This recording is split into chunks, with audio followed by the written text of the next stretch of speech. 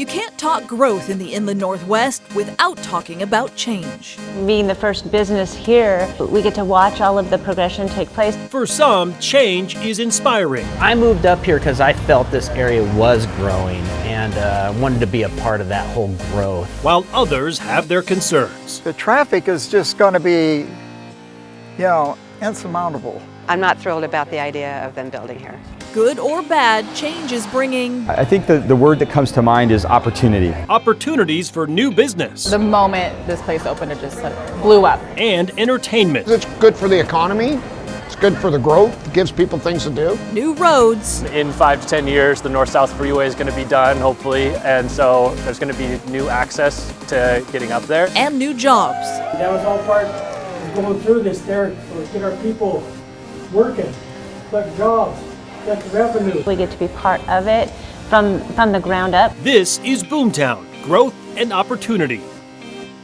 Thank you for joining us for this KREM 2 News Boomtown special. I'm Whitney Ward. Welcome everyone, I'm Mark Hanrahan. In our Boomtown series, we track growth in the Inland Northwest. We now want to turn our attention to some of the mega projects here in the region, and they don't get much bigger or take much longer than the North Spokane corridor. For decades, the number one question has been, when will it be finished? KREM 2's Tim Pham has a fresh look at the timeline and what's next for the project.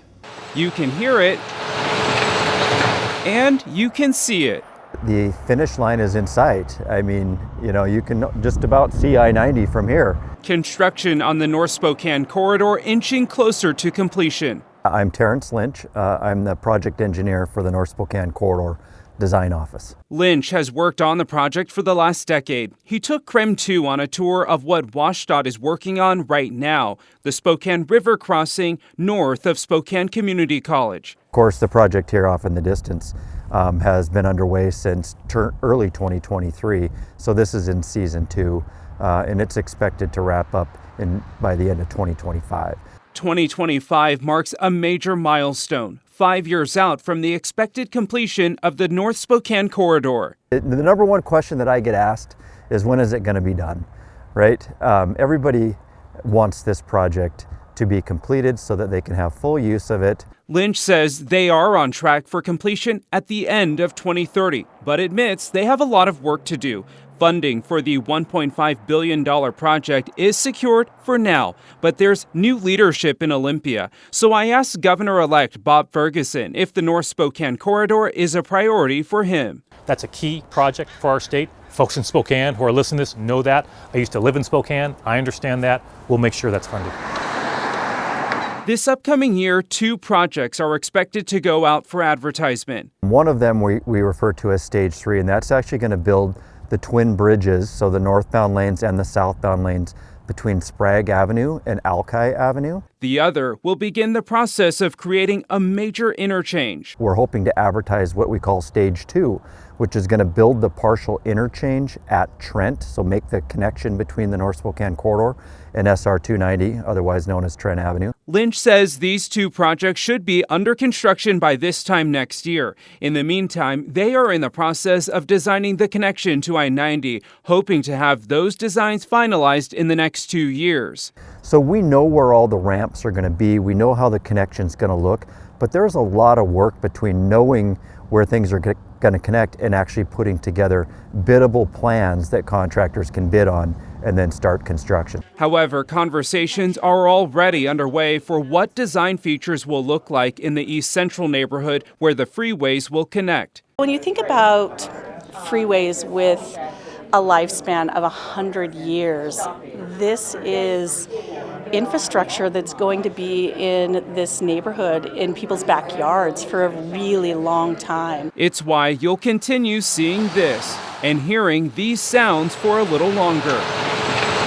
I know they feel like it's taken a long time, and it has, but we are going to finish the project. Reporting from the North Spokane corridor, I'm Tim Pham, KREM 2 News. It is an exciting time for Spokane International Airport. This past spring, the airport opened its brand new terminal expansion. The new terminal brings state-of-the-art features and expands the airport's gate capacity. And as Nathan Hyun tells us, there's still more to come. Take a look at this. We're getting the very first look at the Spokane Airport seat concourse expansion. It's state-of-the-art. There's new seats with outlets at each seat, new ticketing booths, and my favorite part, these gate pillars that actually change the name of what city you're flying to. The Spokane International Airport celebrated the grand opening of its sea concourse expansion. The expansion will include 3 new gates, 6 ticketing booths, and the creation of nearly 1,200 jobs. The expansion cost $150 million. It couldn't come at a more perfect time for the airport. Last year, the airport saw the most number of travelers pass through the airport at 4.2 million travelers. I think when you look at the expansion, I think the word that comes to mind is opportunity.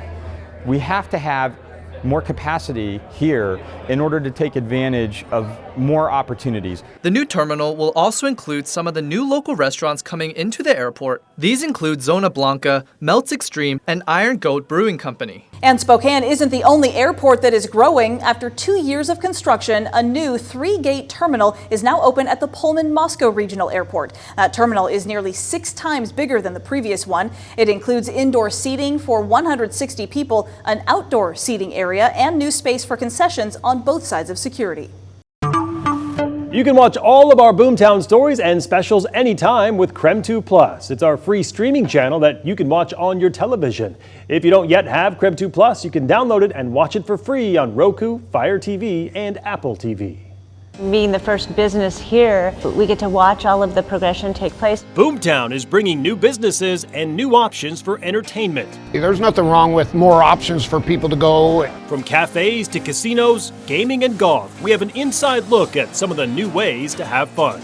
Plus, we're breaking out the crystal ball to figure out our future hotspots. When I think of hotspot, I think of the focus that we've had on helping housing get built here. We'll hear from 3 experts with their predictions for growth across the Inland Northwest.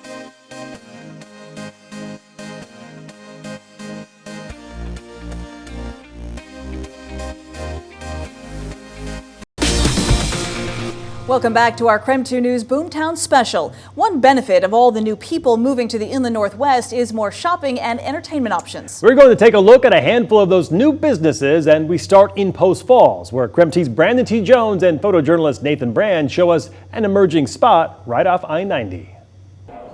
Breathe in at the top. Progress takes time. Good. Something true at the gym. One more. And also in the field of construction.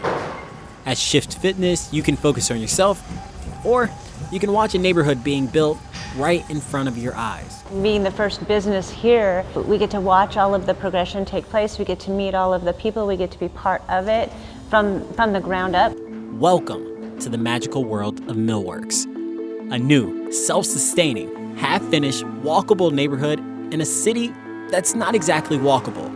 Not everybody knows about it. You know, this strip right here, 4th Avenue between Idaho Street and Celtice, not a lot of people drive down this way. I mean, they don't necessarily have a reason to. Location can make or break any business, especially when it seems like you're surrounded by more construction workers than clients. Kind of lonely. We're excited. We were super excited to see the bookstore bistro come in. You wouldn't expect a bookstore bistro in an unknown part of town to be so immensely popular, it causes a parking shortage. But that's what's happening. Super busy too, so obviously they're drawing a nice crowd.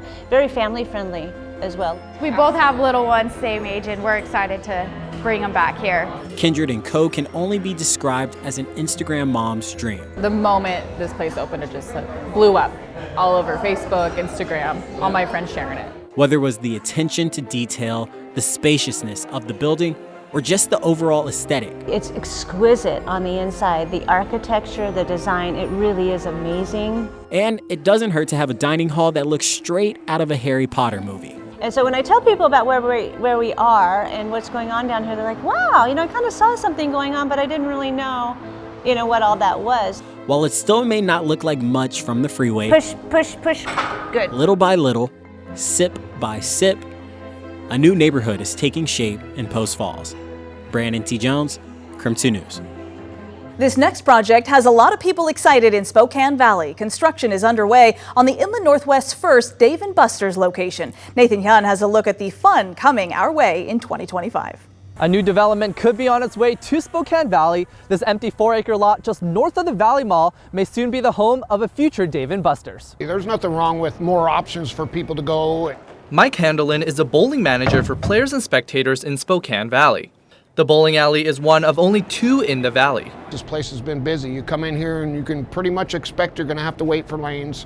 Handelin says he doesn't mind another entertainment business coming into town. It's good for the economy. It's good for the growth. It gives people things to do. At the beginning of this month, Dave & Buster's filed an application with the city of Spokane Valley to begin the process of developing a new location in the city. The current plan is to build a new 30,000 square foot building northwest of the Spokane Valley Mall. We just want to have fun with our kids. We want to be able to play those old games that we played. Danica Dixon grew up in Spokane. She's been a fan of the entertainment chain since she was a teenager. I remember having fun with our parents. Truly enjoyed the entire family.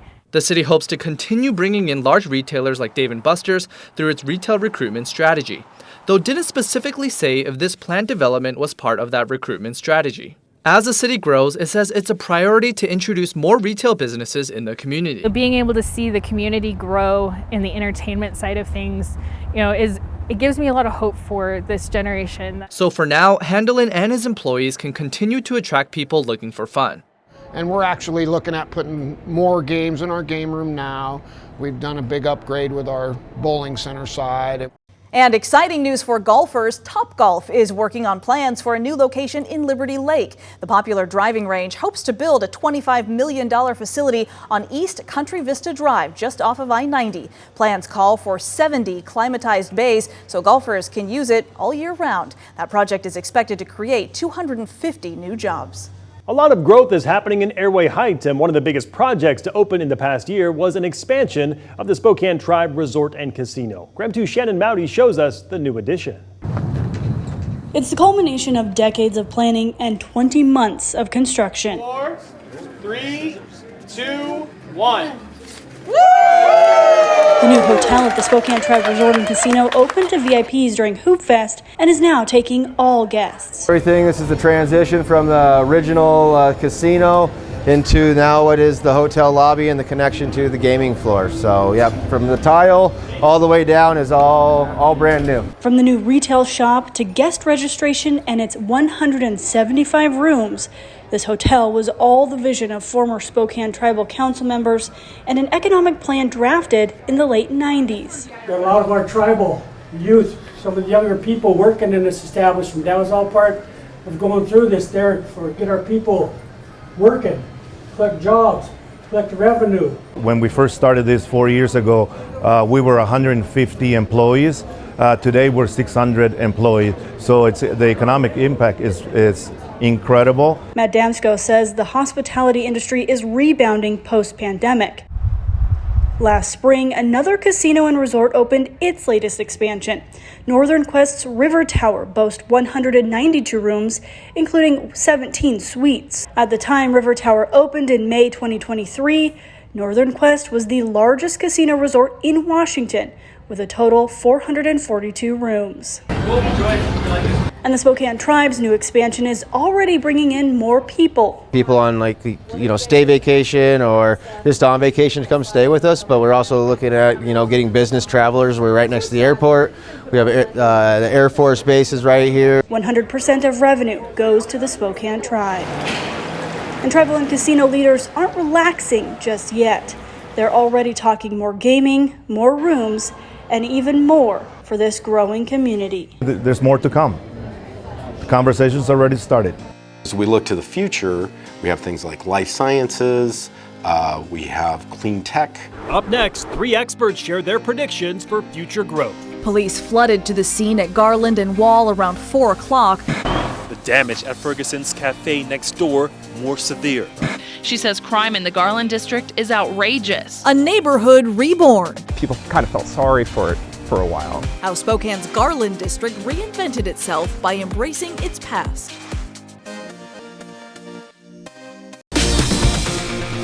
Welcome back to our KREM 2 News Boomtown Special. I'm Mark Hanrahan. And I'm Whitney Ward. In our ongoing Boomtown series, we track growth here in the Inland Northwest. But as KREM 2's Cody Proctor found out, we're not the only ones keeping an eye on what is changing in the region. Well, when it comes to reporting on Spokane's growth, usually we're used to reacting to the news. But what if instead of reacting, we're predicting? Where exactly is Spokane expected to grow? And where will its next hot spots be? Well, I am not nearly qualified enough to make those predictions, so instead, we turn to the people whose jobs require them to have their finger on the boomtown pulse and ask them to look into the crystal ball and make their predictions for where Spokane's next hotspots could be.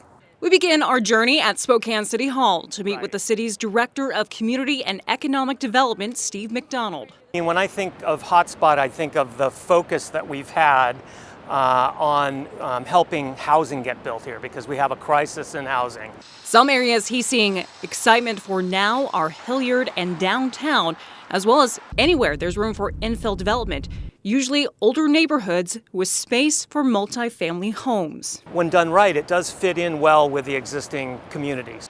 Looking to the future, areas he sees potential for are the 3 public development authorities overseeing the West Plains, Northeast Spokane, and the University District. That will hopefully lead to more construction of industrial space, which is what we need because we need those higher paying jobs in the region.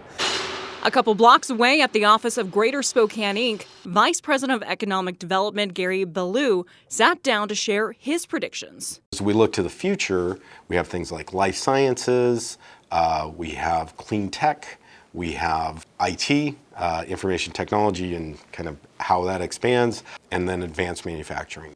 One hotspot he's predicting comes with the U.S. Department of Commerce choosing to make the Spokane area a regional technology hub.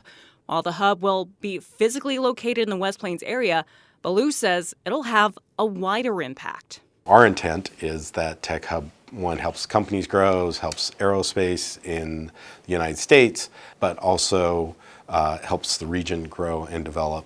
Right now, the organization expects the hub to be up and running within the next decade. Finally, if we go online, there are 5 huge changes coming to Spokane, Washington. We can find the YouTube videos of Realtor Hayden Halstead. These videos aim to help people learn more about the Lilac City and the surrounding Inland Northwest before making the move here. I literally have a camera, I stick it out my window and I just drive through the neighborhoods and show people what it looks like. And I just try to come from an honesty approach. He predicts both Latah Valley and Meade will explode within the next decade. And in 5 to 10 years, the North-South Freeway is going to be done, hopefully. And so there's going to be new access to getting up there. It's going to be a lot easier for people to justify making the drive up there or having a house up there. One property generating buzz is the Meade Works project next to Costco. It's being developed by Greenstone, the same company responsible for Kendall Yards. We want to say hello to everyone watching right now on KREM 2 Plus and remind you that KREM 2 Plus is home to all of our latest Boomtown stories and specials. You can find them under the news menu at the top of your screen. And if you don't yet have KREM 2 Plus, you can download it for free on Roku, Fire TV, and Apple TV. A neighborhood transformed. Just been growing big time. We tour Spokane's Garland District to see how the community is embracing the past and building for the future. You go throughout America's best cities and you have this awesome mix between the new and the old.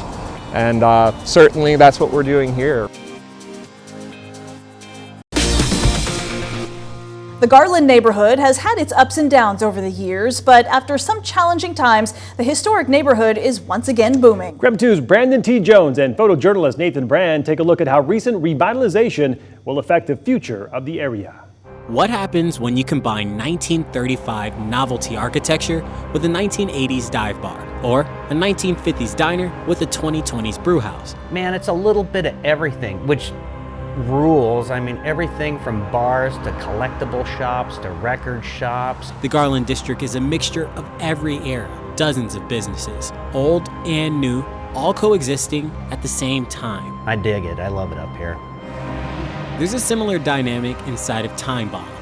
Kind of a mishmash of everything, but you went through here and looked around, you'd be like, oh, very 70s, 80s, 90s. The owner, Josh Scott, moved into the neighborhood 8 years ago. I moved up here because I felt this area was growing and wanted to be a part of that whole growth. Businesses such as Vintage Print, Spokane Baby Co., and the neighborhood's first brewery, Garland Brewworks, have all flourished over the last few years. And of course, there was the revival of the Garland Theater. Just been growing big time. I mean, when you drive through, there's never a for rent sign. It's just stuffed right now. I mean, we're packed. It's cool.